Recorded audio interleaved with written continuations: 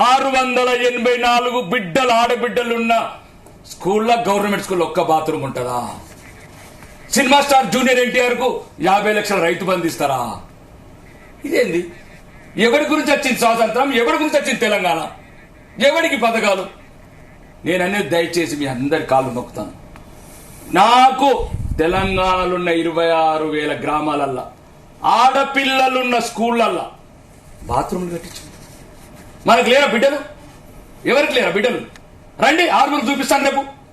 దయచేసి మిమ్మల్ని నేనేదో రాజకీయ విమర్శ గురించి రాలేదు, రాజకీయాల గురించి రాలేదు, రాజకీయాలకు ఒక ఆశయం గురించి వచ్చిన.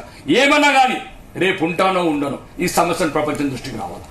ఆర్మూరు నడిబొడ్డున 684 మంది చదువుకునే ఆడబిడ్డలు ఉన్న దాంట్లో ఒక్క బాత్రూమ్ ఉన్నదంటే ఈ పాపం అన్ని రంగాలకు చెందుతుంది. ఇది పనికిరాని అని వదిలిపెట్టినరు. పిల్లలకు చదువులు లేవు, టీచర్లు లేరు, ఉద్యోగాలు లేవు, ఇల్లు లేవు, మౌలిక వసతులు లేవు, వైద్యం లేదు, విద్య లేదు. నాగార్జునకు మాఫీ చేద్దామా, పాల మల్లారెడ్డికి మాఫీ చేద్దామా? ఇదేందో ఈ ఘోరం నాకు అర్థం కావట్లేదు. దయచేసి ఒకవైపు మీరు మీడియా మిత్రులు ఇది ఒకవైపు తిప్పండి. అంటే దీనికి లిమిట్ పెట్టారు కానీ ఇప్పుడు 10 ఎకరాలు ఉన్న వాళ్ళకే ఈ 10-20 నేను చేయొద్దానంటలేను. ప్రాధాన్యత క్రమం తీసుకోమంటున్నాను. ఒక్క నిమిషం అన్న. నేనేమో వీడైతే కాంగ్రెస్ ప్రభుత్వం ఇచ్చిందో నేను అట్లా కాదనట్లేదు. ఈడ వర్షంలో తడిచిపోతున్నారండి.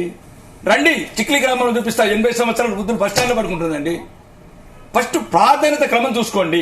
పేదలకు ఇల్లు కట్టించండి, మరి నిరుపేదలకు ముందు కట్టించండి. రెండోది, చనిపోతున్నారండి. ప్రవీణ్ నాయక్ అని మహబూబాద్ బిడ్డ ఎండ్రీని తాగినండి. మా బిడ్డలు తాగలేదండి. మా బిడ్డలు మంచిగా బంగారు చెట్టులు వేసుకుని పుట్టినారు. ఇప్పుడున్న ఎమ్మెల్యేలు మాక్సిమం అందరి బిడ్డలు మంచిగా కార్లలో తిరుగుతారండి.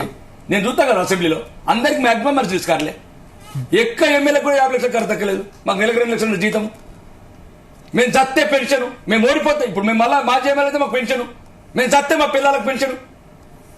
నేనేమంటున్నాను, ఇది మారాలా, ఇది ఒకవైపు మారాలా. ముందు ప్రాధాన్యత యువకులకు ఉద్యోగాలు ముందు చేయండి. నేను అవసరమైతే తెలంగాణ వ్యాప్తంగా ఉన్న ఎమ్మెల్యేలు అందరూ కాదు, ప్రజలకు కూడా కాళ్ళు మొక్కుతాను. ఒక్క నెల ఆగండి, పిల్లలకు ఉద్యోగాలు ఇద్దాం. వాళ్ళు ఆత్మార్పణ చేసిరు తెలంగాణ గురించి, ఉద్యోగాలు వస్తాయని తెచ్చారు. ఇది అద్దు. దయచేసి తెలంగాణ జాతికి సమాజానికి మంచిది కాదు. ఇది ముందు ప్రాధాన్యత. ఇల్లు కట్టిన తర్వాత అన్నయ్య చెప్పినట్లు 6 గ్యారెంటీలు ఇస్తారా, 60 గ్యారెంటీలు ఇస్తారా? అది కూడా అనర్హులకు ఇవ్వకుండా పాత ప్రభుత్వంలో కొన్ని ఉన్నాయి. ఎవరెవరైతే కోటీశ్వర్లు తీసుకున్నారో అవన్నీ రికవరీ చేయండి. పేద ప్రజల డబ్బు 7 లక్షల కోట్ల అప్పు ఎవడబ్బ సొమ్మండి? అడ్డకూళ్ళ మీద అప్పు చేసిర్రు. ఎవరండి రిక్షా దొక్కేవాడి మీద అప్పు చేసిర్రు? ఆ డబ్బులు రికవరీ చేయండి. ఇప్పుడు నేను చెప్తున్నాను, యంత్రలక్ష్మిలా మా నియోజకవర్గంలో అందరు కోటీశ్వర్లు తీసుకున్నారు. హార్వెస్టర్లు, ట్రాక్టర్లు అవన్నీ రికవరీ చేయండి. రికవరీ చేసి గ్రామ పంచాయతీలకు హ్యాండ్ ఓవర్ చేయండి.